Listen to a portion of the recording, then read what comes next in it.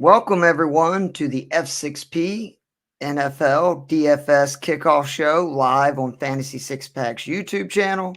I'm your host, Keith Flemming. Joining me, as always, my good buddy, Joe the Brain Matz, who is such a force in his local fantasy football leagues that several of the teams have your name in your honor.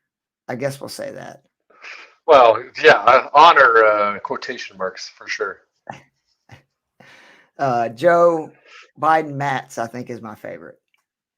I do like that one, but it's great too because it's obviously meant as some sort of insult. But I actually like Joe Biden for whatever it's worth. So I'll take it. So take that. It could be Joe Judge Matz, and then I would be insulted. So Touché. Thank God it's not that. All right. Well, each week, people, we will be going live at this time, leading right into the Thursday night game. Tonight, pretty good one. Packers-Lions. Giving you our favorite median and value plays for DFS the upcoming week. We have decided we're going to do 6,900 and below. We're going to try to lean towards, the lower plays because that's what people need. I think that's what the people want. But also, it kind of hamstrung us. We want to make sure that we're giving you plays that we feel really confident in each week too. So we wanted to also have a marker. So that's why we're doing 6,900. Before we get in our plays, I just want to remind everyone you can become an all-access member at Fantasy Six Pack, getting all the great tools, rankings, access to the Discord, where you can contact me and Joe whenever you want for $9.99 a month. You can use the promo code F6P NFL and get 10% off. And be sure to check out all the great work at fantasy6pack.net, including 2 articles by me each week. The values article is up now. My stacks article will be up tomorrow. And between the show, my articles, the tweet that I send out each week, which gives my favorite DK plays 6K or under on Saturday, we're happy to let you know one of our longtime listeners who was literally with us when I think there was probably 2-3 people maybe listening to us each week, won $17,000 across platforms. Big congratulations to Gary. Yeah. He did use a good bit of our picks. Such a good dude that he sent me a little money and wanted me to up one of my DraftKings entries this week. So I greatly appreciate that. That is why me and Joe do this. Just if you're wanting some of the plays that we gave between last week, the articles, that tweet, Joe's great call, Raheem Mostert, Sam Laporta was somebody that I was all over, one of my favorite 6K and under. We had the quarterback locked up with Goff, Cousins, Stroud, all had great games. Mike Williams was one of our picks, was in one of my articles, and in that tweet that I sent out. And then Keenan Allen, Mike Williams, Cousins, and Jordan Addison was one of my stacks last week that did really well. And then your Buffalo defense, which was yellow, a nice, pleasant surprise. But we don't want to hold you up anymore. Let's get right into it, starting with the QBs. And you know who we love to pick on, Joe. There's nobody quite like them. It's those sorry Tennessee Titans. Give me Joe Burrow. I'm not worried about the Bengals offense. I'm not worried about the struggles because the Titans are a treasure trove to quarterbacks and wide receivers on DK. They allowed 300 yards and 2 touchdowns week 1 and week 2. Week 3, they made Deshaun Watson. Remember that guy? And the Browns passing offense actually looked legit. I know Burrow struggled. He really got off to a rough start, 11.7 points week 1, 12.4 week 2. But week 3 finally got it going, 289, 2 touchdowns, 19.8 points. He is due for a monster game and facing the right team to be going against when you need that. And the Titans, Carr, Herbert, and Watson all finished top 10 that week on DK at the quarterback position when they faced the Titans. And quarterbacks are averaging 21.6 points per game on DK. They've all scored 18.6 or more, by the way. I think that, obviously it is a little shaky and a little nervous because Burrow's banged up. The Bengals offense just doesn't look right.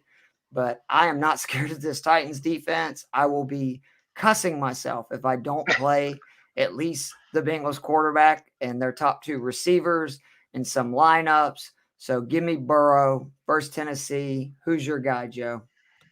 I am hopping on board with you, Joe Burrow, 6,500.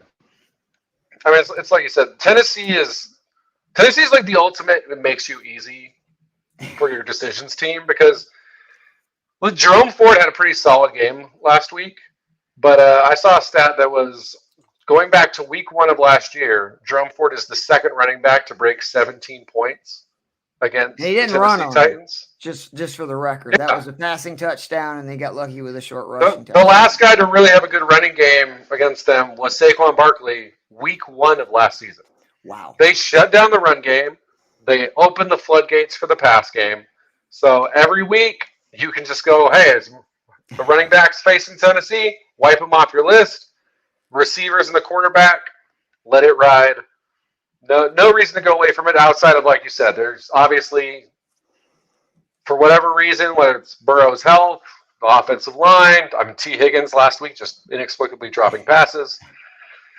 This offense hasn't really taken off the way we would have hoped, but I do think in that second half, we started to see things gel. Obviously, we saw Jamar Chase is still awesome.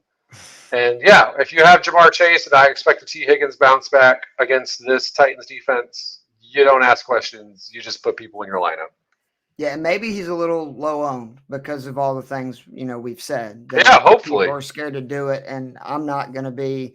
Obviously, the Higgins-Burrow stack is very affordable, but I mean, even the Chase-Burrow, which this time last year facing a bad defense would have been easily 16 grand, maybe more on DK. This week, I believe it's 68 and 7,800 for the two, which is not too bad. All right, the value play for me is Matthew Stafford, 5,700 at Indy. He's averaging 16.5 points per game on DK. By far had his worst game on Monday night. Again, hoping that leads to him being low owned, but you just got to remember he was obviously under constant duress, and that was a desperate Bengals team that had to win that game for a team that's, been to back-to-back AFC conference title games. He still scored 13.5 points, and you could argue it should have been more if the Atwell touchdown was not overturned. He looks as mobile, healthy as I've seen Stafford in quite some time. His arm strength is obviously still elite. And this is the kind of stuff that why people love us, Joe. I'm such a stat nerd. I went back and looked, well, how does Matthew Stafford play indoors? Because, he played for a long time in a dome. His last 13 games in a dome, he's got 24 passing touchdowns. He has at least one passing touchdown in every one of those games. And he's averaging 286 yards per game. He's facing a Colts team that versus the pass this year, 10th most passing yards allowed, 8th most yards per attempt, 7th highest completion percentage, and they're 24th on DK in points allowed to the QB. They're facing. And then the big thing for me, the Colts have allowed 8 receivers to have a big play that is a catch of 20 yards or more. And again, that's not how many total they have. That's 8 different receivers. The Rams have 12 big plays just in their 3 games. I love Stafford. I love that you can stack him. Give a spoiler warning. My stack order, my triple stack this week is Puka, Tutu, and Stafford. But I'm all over Stafford. Indy stinks. He's good in the dome. Give me the Rams and Matthew Stafford. I like that a lot. I think that's the team I think I've most done a turnaround from where I thought they would be week 1 to where I think of them now. The defense is terrible. They really struggle without Cooper Kupp. And it turns out Puka Nacua can just do 85% of what Cooper Kupp does. They're fine. Because Matthew Stafford and Sean McVay are that good. And yeah, I love that play. I'm going to go $100 more expensive. I'm going with Russell Wilson against the Chicago Bears. Kind of lost amid the 0-3 start. Russell Wilson looks pretty good. Not classic Russell Wilson, not, the guy who looked like he was on his way to the Hall of Fame for most of the last decade. But over 300 yards, 2 of 3 games this season, multiple passing touchdowns in 2 of 3 games this season.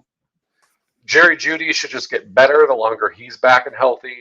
Cortland Sutton's looking pretty good. And if you haven't noticed, the Chicago Bears look awful. Not just on offense with Justin Fields. That gets all the hype. Again, this is a team who various reasons I've seen floated why the defensive coordinator resigned, but anytime your defensive coordinator resigns after 2 weeks, it's not good. And another team with some really nice run pass splits on DVOA, 3 weeks in, so some caveats, but 31st against the pass on DVOA, 16th against the run, which, it's not quite the same as the Titans because you can actually also run on the Bears. But I just think this is an awful defense. I don't think they're really going to get better. This is going to be an awful team all year. And I also think one of the keys here is if they control the game, I don't think this offense goes into shutdown mode and goes, cool, we win by 10 points. I think coming off the 50-point loss and the fact that they're coached by a guy who I think even people who like Sean Payton would say he's kind of an asshole. They're going to want, if they can run up the score, I think they will. So give me Russell Wilson in we have to get right and get a win game because otherwise everything is going to implode if we lose to the Bears. So yeah, Russell Wilson, 5,800. I love that. And maybe they'll let Marvin Mims run a few more routes. Might be a good decision considering he's got like 200 yards receiving with 7 targets, Get that guy in the field as much as possible. He doesn't just have to return a kickoff every other game. Let's throw some more deep balls to him and see what happens. Yeah, every play that he's not on the field, I think that Sean Payton's genius tag goes a little bit lower. Takes a hit. Yeah, for sure. Zach Moss is my median running back as we move on to those plays. This is all about value. Last week at the running back position, he was 2nd in yards, 4th in yards after contact, 1st in missed tackles forced, 1st in first down runs. He leads the NFL in opportunities at 27.5 per, leads running backs in opportunity share at 42%, which is the percentage of snaps they see either a carry or a target in the passing game. Only CMC of running backs who have played multiple games averages more rushing yards per. Moss is averaging 105 yards per game, over 90% snap share, facing a defense that is 25th in EPA per play and dead last in rush EPA allowed, averaging 23.1 points per game on DK, 20 plus in both. He's the 13th most expensive running back this week, but 4th most points per game at the position. And what I like about that is those other 3 players that are averaging more, none of them are averaging more than 6.2 points, but they're $500, $2,500, and $3,200 more. Moss is going to be involved. I think, again, the Rams are going to score. I think they're going to pass on them. And the great thing about Moss is it doesn't matter if it's passing situation or run situations. He's been on the field and getting opportunities. So I love Moss 6,000. I think he's a real value this week. Yeah, Zach Moss just seems, since he's been able to get out there this season, very consistent value, which it probably has to be frustrating if you're a Buffalo Bills fan. Because I remember when he came out, and it was like, this guy just breaks tackles. It's all he does. He's going to be good. Nothing ever happens there. Goes to Indianapolis, and immediately it's like, oh, yeah, this guy's awesome. All he does is break tackles. I'm going to go with the other running back in that game. I think you can kind of double up on these guys. Kyren Williams for the Rams, 90% snap share, which unsurprisingly, first in the NFL this season. Again, I think the Rams are good. I think they're going to win this game. I don't know if they run away with it, which again is why I think Zach Moss is also a good play. But, this is a team where he scored 45 points the first 2 weeks. Obviously, last week, not so great. I think that Bengals defense probably a little lost into the offensive struggles. It's a really good defense. Colts have certainly been reasonable as well. But I just see this as, I think, a game that they win. I think this offense is going to move. Like you said, you get in a dome. I'm always in on Matthew Stafford. Much like Jared Goff, except that I don't completely bail on Matthew Stafford when he's outside. Right. So I think this offense moves the ball. I think you have a running back who's at 90% share. He's going to have a bunch of opportunities to score. Give me Kyren Williams at a very reasonable 6,000. Well, speaking of frustrated fan bases with running backs doing well once they leave, DeAndre Swift is my other Yeah. running back at 5,700 versus Washington this week. He saw one carry week 1, Joe. Since then, he's seen 44 carries for 205 yards and a score. For reference, 44 carries would be 44% of his rush attempts last year, 29% of his total rush attempts in 2021, and 39% from 2020. I would be very worried about this uptick in usage if I had Swift, in a season-long league. Like, can he sustain this and stay healthy? Sure. But that's why I love DFS, Joe. We only have to worry about this week. That's all we have to worry about. Eagles have ran at a league high 110 times this year. I know some people are concerned about, last year, I think the rush attempts were 16 for Swift, 14 for Gainwell. But I mean, the issue in Detroit was just him staying healthy. And because of that, the Lions, I guess, were afraid to give him, usage. But when he does get usage, dude's a baller. I looked it up in his last 8 games with 10 plus rushing attempts, which again, because of the Lions not using much, you have to go all the way back to the beginning of 2021 to get to 8 games. But 855 yards in those 8 games, 6.5 yards per carry, playing a Washington team that's allowed a rushing touchdown in 2 straight games. And they were just thrashed by the Buffalo Bills for 128 yards on 25 attempts. And, man, if they continue to create holes that the offensive line has in the last 2 weeks for DeAndre Swift, who can hit the hole as fast as any running back in the league, he's going to have some monster games. And he's done this really without breaking a big touchdown run. That's coming maybe this week. I just think he's such a value. DeAndre Swift is my value running back this week. Yeah, once again, I'm going to sign on one of your picks here. I just think you look at how insanely productive he's been the last 2 weeks. And then you're looking at an under 6,000 price point. And again, which again, I expect very positive game scripts for running backs. I think we saw what happens when Sam Howell and Washington face an elite defense. And it's not good. Not good if you're a Washington fan anyway. So, yeah, I expect the Eagles. And this is also, keep in mind, a team that they lost to last season, I believe at home on Monday Night Football. I think their first loss of the year, if I remember it correctly, to Washington. So this is not like, oh, we watched Washington get blown out last week. We're going to come out, take it easy. This is a team where, yeah, they're on a mission to get back to the Super Bowl. You're facing a team that beat you last year. It's a division game. I fully expect an A-plus game from the Eagles. And, yeah, I think great point about how he is due for that big breakaway touchdown. But you go true yards per carry, which is a player second in the league right now.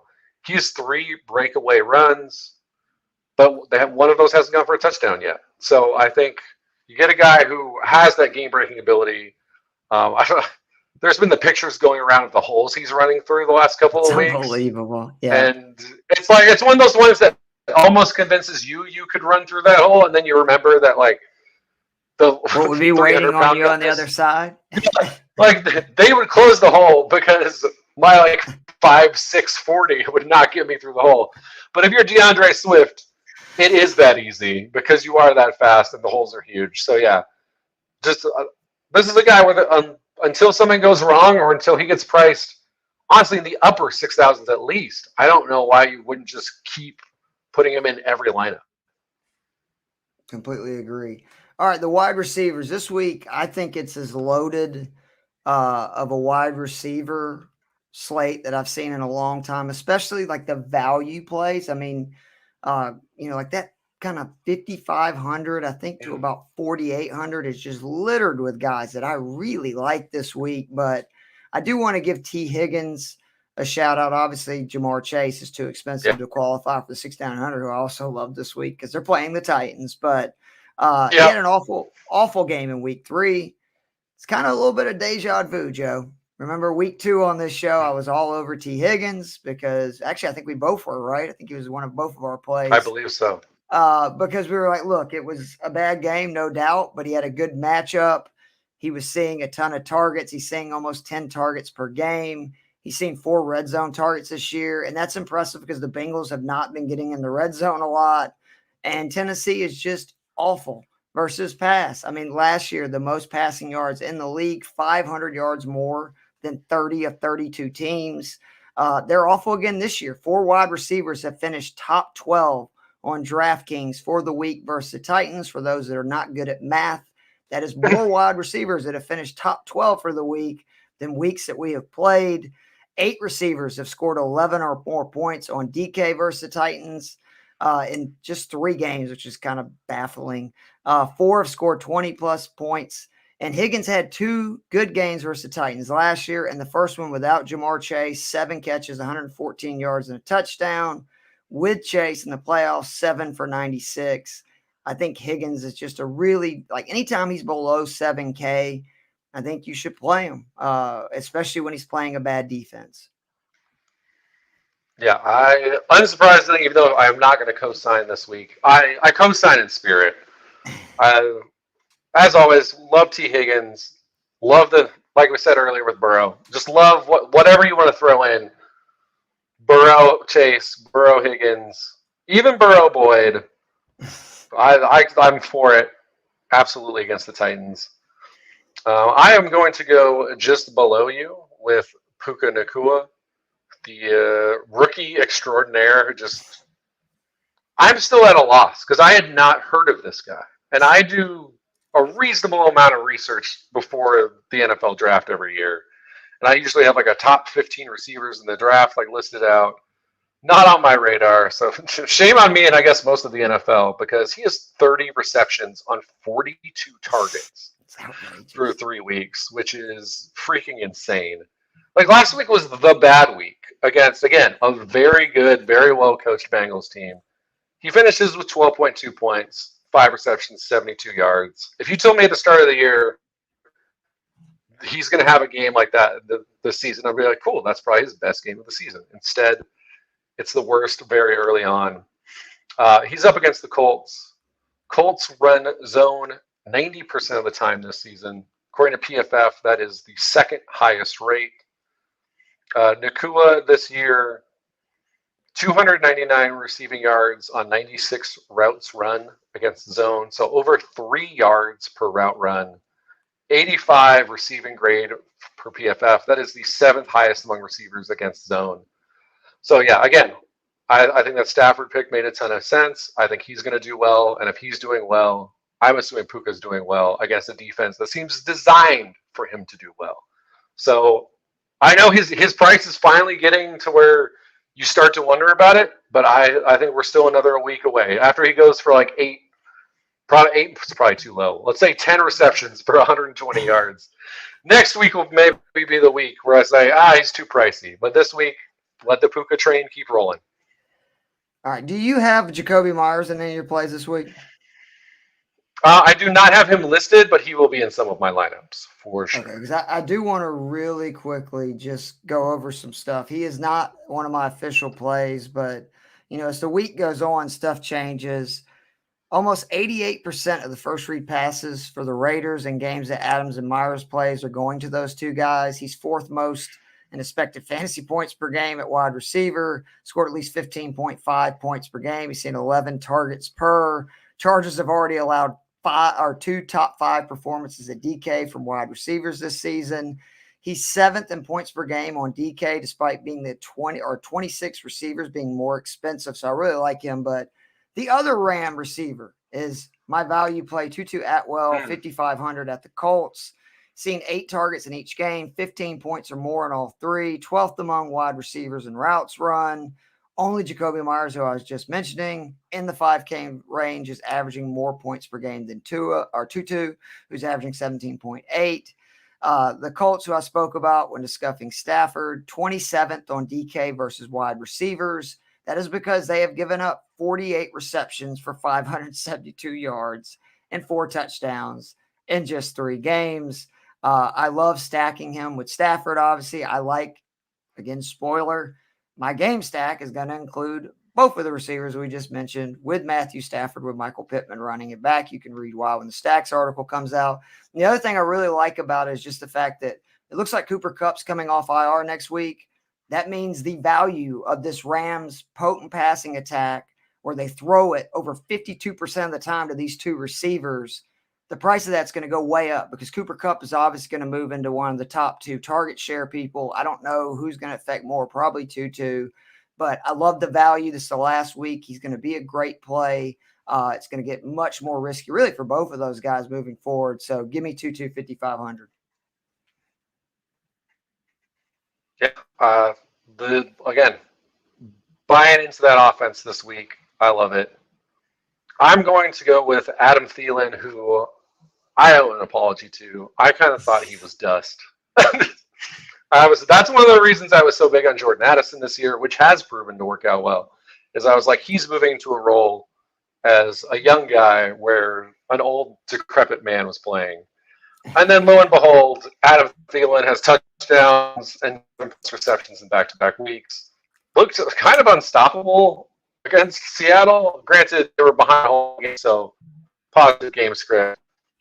But yeah, you got a guy who's through 3 weeks is averaging 19 points per game, and he cost you $4,500, and not some guy who has no history of producing in the NFL. And against the Minnesota defense that we have been picking on for good reason. This defense has looked bad against. Granted, they've played some good offenses, but has looked bad against everyone they've played this season so far. I do expect the Vikings to finally get a win this week. Although, if it's a close game, hey, the team that went 11-0 last year in close games in the regular season has now lost 4 straight close games dating back to the playoffs. But I expect Minnesota to have a successful game this week, which just means regardless of who is starting, whether it's Bryce Young or the Red Rifle, I think Adam Thielen, they're going to have to drop back 35, 40 plus times. Adam Thielen is the clear top target. And again, if we were playing, standard scoring, you might be like, I'd rather have Chark. This is PPR. Adam Thielen remains, surprisingly to me, he remains the man in a PPR format. So at 4,500, I have to go with it. It's a revenge week. Real quickly before we get to the tight ends, Dominic asked, start Jordan Love tonight or wait for Lawrence in London? I'll let you go first. I would go Lawrence in London. I know that the Falcons defense has done reasonably well against the pass so far this season. No, well, I mean, passing they haven't. yards, yes. They've given up a lot of touchdowns. And I mean, listen, last week, I have some questions about the Jags after losing to the Texans last week. I don't really have questions about Lawrence. He really got let down by his wide receivers. I believe the Jags have the most drop passes so far this season. So obviously there's risk there because they could continue to drop passes. But I think this is a pretty talented group of receivers in Jacksonville. I think they will rebound. I have faith in Trevor Lawrence. And if I'm remembering correctly, the Jags have some kind of weird, they always win in London type deal, even when they've sucked. And so I think this is a get-right game for Jacksonville. One worry I do have is Atlanta, because they run the ball so much. I believe their opponents have run either the fewest or second fewest plays so far this season. So there is risk that Atlanta just churns the clock. That's a problem. But overall, I think Green Bay is not trying to just air it out. Maybe Watson comes back, that changes. But Jordan Love's touchdown numbers are a little fluky right now. You look at how many passes he's thrown, how many yards he's thrown, those touchdown numbers I don't think are going to keep up. They should come back down to earth. Whereas I think Trevor Lawrence is going to be on the upswing the rest of the season. Yeah, that's a long way to say. They're playing the Falcons. I'm with you. What's a long way to say? With Aaron Jones coming back is the other thing. I think the Packers are going to try to run it more tonight. And let's put it this way, Dominique. If Love does it again this week, not only will I apologize, you're going to probably have to consider just starting him every week moving forward. But they've played some really, I think, weak defenses, including my Atlanta Falcons, who, by the way, he threw for 3 passing touchdowns against, even though he only threw for 170 yards. Calvin Ridley revenge game. I'm with you. I like waiting and going with Lawrence. All right, moving on to the tight ends. Oh, Joe, you're going to have to do the Thursday to Monday lineup. So you need to get this in quickly, but I just couldn't pass up on Evan Ingram, 4,700 in London versus the Falcons. Falcons, 2 weeks ago, they stopped their streak finally. They had given up a passing touchdown to tight ends in 6 straight. Boy, did they make up for it last week. And it was why I was all over Sam Laporta. 8 receptions, 84 yards, and a score. Through 3 games, the Falcons have allowed tight ends to catch 15 passes for 150 yards and 2 scores. Even more impressive or non-impressive, I don't know what you want to call it. In 3 weeks, the Falcons have had the number 1 scoring tight end in fantasy versus them. Hayden Hurst week 1, the stud Hayden Hurst. And then a rookie, Laporta. Evan Ingram is by far the best tight end they've played so far. He's the one that is the most focal point in their offense. He is the leader in receptions for the Jags with 18, tied with Ridley and Kirk for the most receiving yards, 173 yards. I would be shocked if he doesn't score a touchdown and shocked if he doesn't have a monster game. I love Evan Ingram. I'm literally doing some Thursday to Monday lineups this week just so I can get Ingram in. I can't argue with that. I will say also, as so far as the Thursday to Monday stuff goes,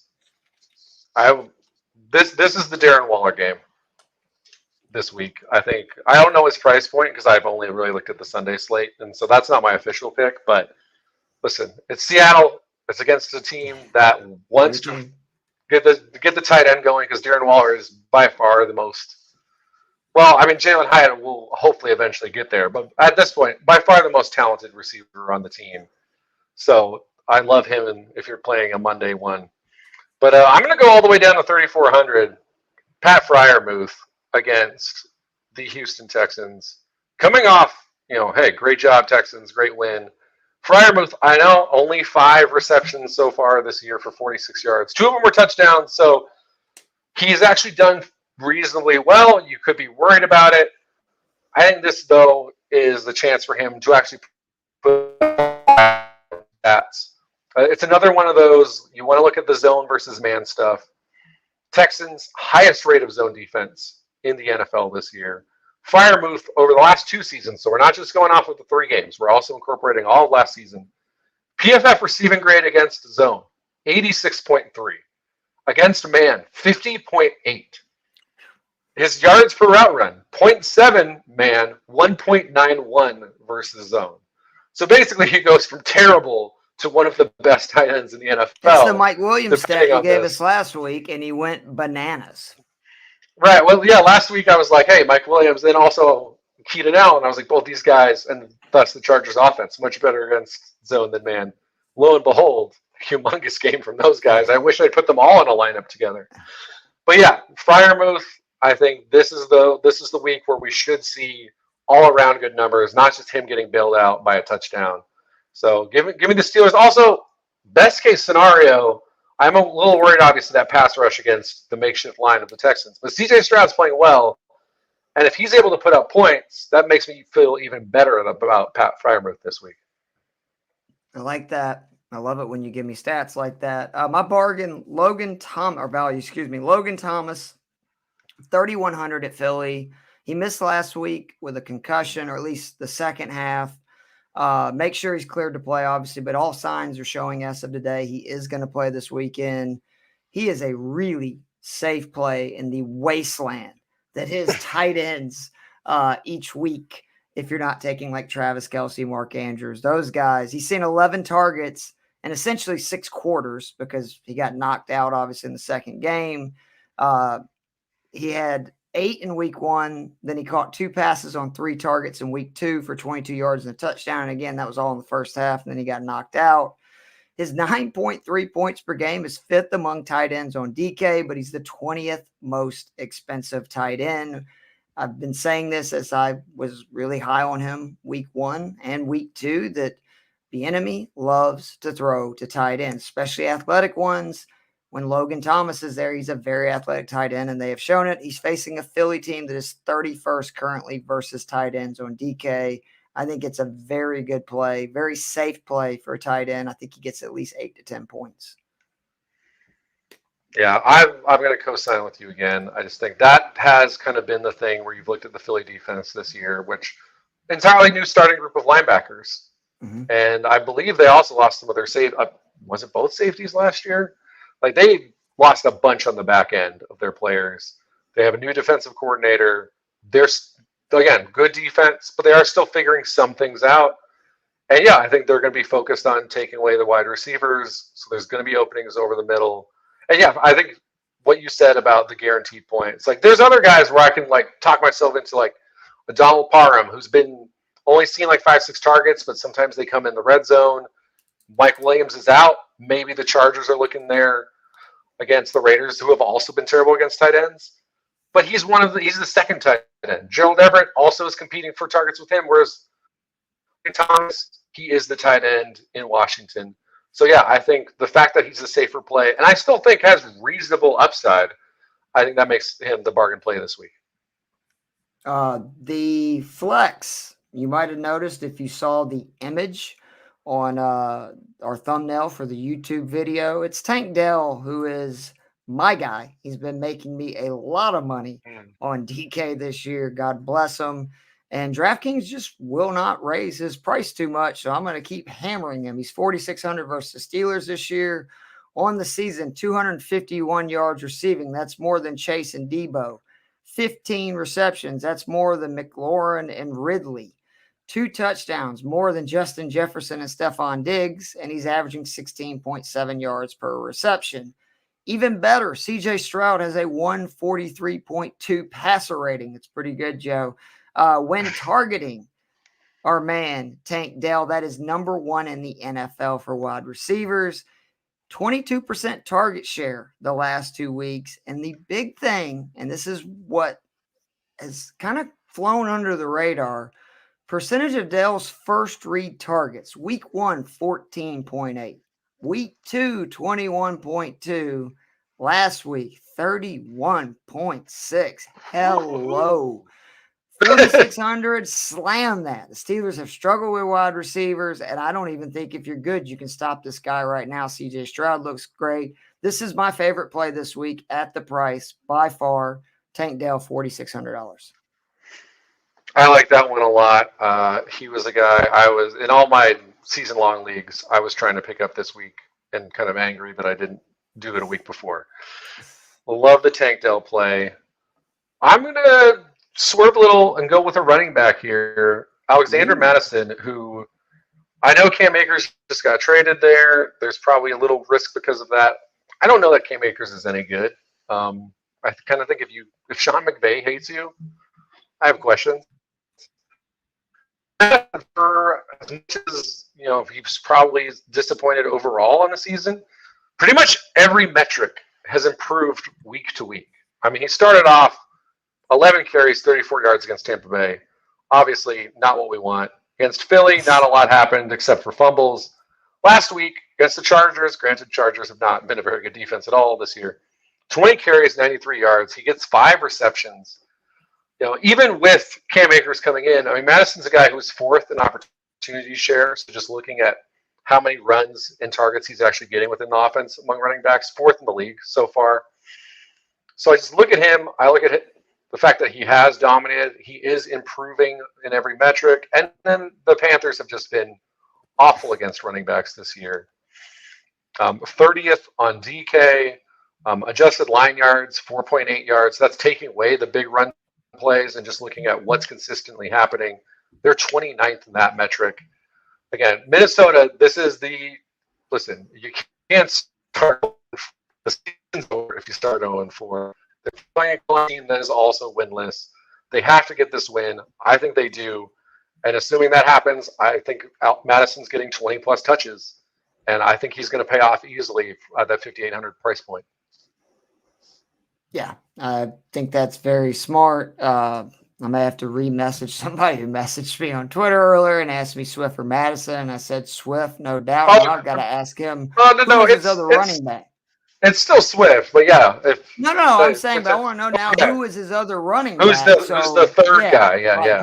Who are you, saying? Swift is, I believe Swift is $100 cheaper, right? He is. I think he's talking for his season league, but for me, you can reach out to us on Twitter. We will respond. You took my bargain play, which was Adam Thielen at this position. So let me give you an extra name out there. Give me Joshua Palmer, 4,000. The Chargers, I mean, God, it just sucks, man. I feel so bad for Mike Williams. It's like every time he gets it going, he gets hurt. But Palmer's 4,000. They're going to be making up a lot. Eventually, Quentin Johnson. Somebody asked me earlier this week. I would take Quentin Johnson as the guy I want moving forward. But Josh Palmer's the guy I want this week. 4,000. Good chance he pops off. And he's a big play machine. Put up 15 points last week. He's going to see an increase in target share for sure. And the Chargers have proven earlier this season they trust him more with opportunities. Yeah, I 100% agree with everything you said there. He's the guy right now. I think we've seen enough of Josh Palmer, though, to assume he's probably not going to beat a first-round wide receiver in the long term. My guy, you mentioned him earlier. Hopefully he does get out there more this week. It's Marvin Mims, 3,900. It really is just, will he get the opportunities? He was my guy week 1. Then he basically didn't play week 1. And then since then, though, we saw week 2, he had the big plays downfield. He had arguably the most impressive play of the game last week in a game that his team lost 70-20 with his kickoff return. It is impressive. Listen, he has 9 targets on the year. That is the risk. His target rate is 33%, though. He's ran 27 routes. He's been targeted on 1/3 of the routes he's run. That's 8th in the league. Obviously, small sample size because he's only run 27 routes. His ADOT, so how deep his passes are, 24.6. That's 1st in the league. He is the deep play guy. He looks like if they use him enough, he could be one of the premier deep play guys in the NFL. Facing and a QB who's very good at throwing the deep ball. Right. The one thing that we've all, even at his worst moments last year, that was kind of one of the issues. It was like, why aren't they throwing deep? What is this offense? The deep ball's back. Marvin Mims is good. Bears so far this year, DVOA on deep passes, 30th in the league. I will say, something to keep in mind, because we didn't really talk about them because no one really wants to believe at all. One of the teams that's been worse on deep passes this year, Denver Broncos are dead last. They're 32nd. They also run a lot of man, which helps running backs run because not on as many eyes on the QB as the zone defense. If you want to roll the dice on some Bears players, especially Justin Fields, this is the time to do it. If he can't get it right against this Denver team, I think you call it a day and just go, it's over. But if you want to like sprinkle in a combo of Bears and Broncos, I know it feels icky. I think it could pay off. But especially at this price point, Marvin Mims, again, he catches one 60-yard touchdown. He's paid for the 3,900. And the fact is, we've seen him. He is capable of catching 3 passes for 150 yards and 2 touchdowns. And then we're doing backflips, which physically Marvin Mims can do, unlike me, because the guy is a freak. So Marvin Mims, 3,900. Reading my mind, Joe. Right now I have Justin Fields in for my $100 single entry at QB. I think this is the week that he goes crazy running. And I want to be there. And since it's basically a free roll, thanks to our good buddy Gary for winning all that money and sending it to me, I'm going to take risks. That's obviously a risky play, but I like it this week. And then you mentioned Denver. Again, you can read why on Friday, but one of my stacks this week in my article is Russell Wilson, Javonte Williams, and Marvin Mims, which is very cheap. It's under 42% of your salary. All right, we're going to skip the defenses this week because we got to get out of here. Let's do the showdown, and then I want to obviously get a pick because we missed last week. That was my fault. I forgot to get it when you were here, but you know that we're not good at showdowns. We don't claim to be. Luckily, we have the deepest, and I mean the deepest DFS lineup of contributors there is. If you've been listening to Detroit Beastie or the man that actually who gave us this lineup, Dave Eddy, that is at Corporal Eddie on Twitter. You're doing very well. Like between the 4 of us, I promise you're doing very well. Dave went on the morning show Sunday and just gave a bunch of winners. I mean, a bunch. So you need to be sure to check that out. Right, literally before kickoff. It's easily going right at 12 o'clock. But he sent me his lineup for tonight. I like this. He's going with Gibbs as his captain. He's 14,400. Laporta, who has just been a huge part of that offense, 8K. Jordan Love, 9,800. Musgrave against the Lions, who are dead last right now against opposing tight ends. Khalif Raymond, 5,200, and your boy Jordan Reed from week 1, Hey. 5,600. That is his showdown lineup. You still have a few seconds or minutes to get that in. I would listen to him. He's a smart guy. Let's get an official pick for tonight. Who you got, Joe? I will take the Green Bay Packers because, hey, it's Jared Goff outside. So Green Bay Packers 23-17. Damn it, Joe.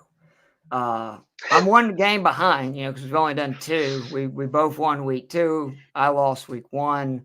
But I am with you. Literally, somebody just texted me when we started the show and asked me Goff or Fields this week. And I said, historically, Goff is not very good outdoors. He's very, very good indoors.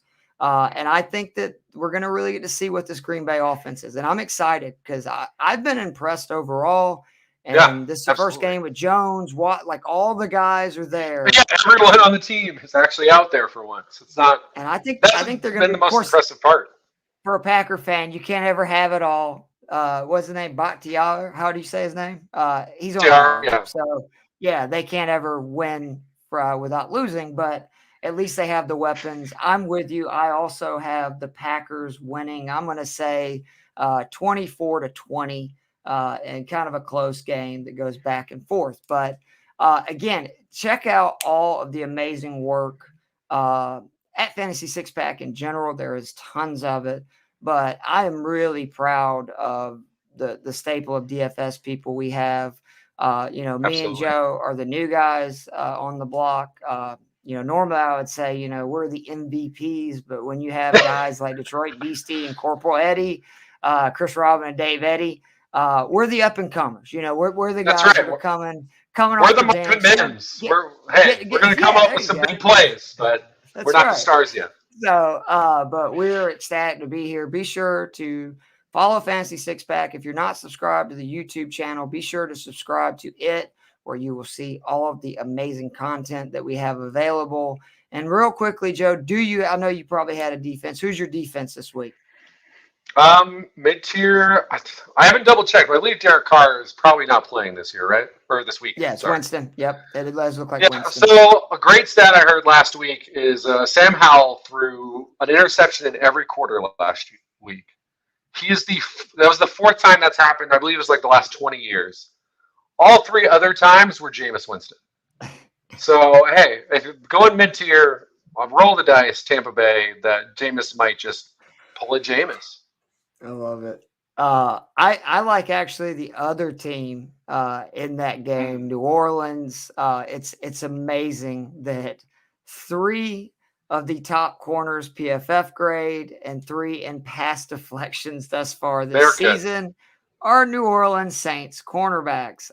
My bargain one, and I don't even think it's close. I know the Ravens offense has looked explosive, but it is so disrespectful for the Cleveland Browns to be 2,800 with the way they played. I am probably putting that defense in a majority of my lineups. You. So if people know what success rate is, it's basically like first down. I believe it's like if you get half the yards. Basically, are you on pace to convert for a first down? It asks that on every play. They've been number 1 success rate every single week this year on defense. That Cleveland Browns defense under Jim Schwartz, they've made the leap. They're finally living up to what the example Myles Garrett is setting. The rest of the defense is finally doing it. They're scary. So, yeah, under 3,000, as much as I love Lamar, that be fine of defense. All right. Well, we want to get out of here, like I said, every day before the game starts, getting ready to kick off. Joe, you got anything you want to plug real quickly? No, like you said, just there's so much you can look at for whatever kind of fantasy you're doing. Fantasy Six Pack. So just dig in. All right, guys. Well, we appreciate you for listening. Again, be sure to follow both me and Joe on Twitter. Be sure to read my articles. The Values article is out. The Stacks article will be out tomorrow. And be sure to check out my tweet on Saturday that I sent out. I give 5 plays, a quarterback, running back, wide receiver, tight end, and flex that I like at $6,000 or less. So far, in the 2 weeks I've done it, 6 out of the 10 have scored 20 points or more. So I can't guarantee that I'm going to continue to stay that hot with it, but I I really, as you know, when you do this, as the week goes on, your opinions keep changing. You keep finding out more information. And I'm not saying you should fade our picks off of the show early in the week, but I'm saying by the end of the week, you kind of really have thoughts on who are the best values. So be sure to check that out as well. And for Joe Matz, Keith Flemming, this is in the F6P NFL DFS Kickoff Show. Be sure to check out the DFS Den tomorrow. And we will see you soon.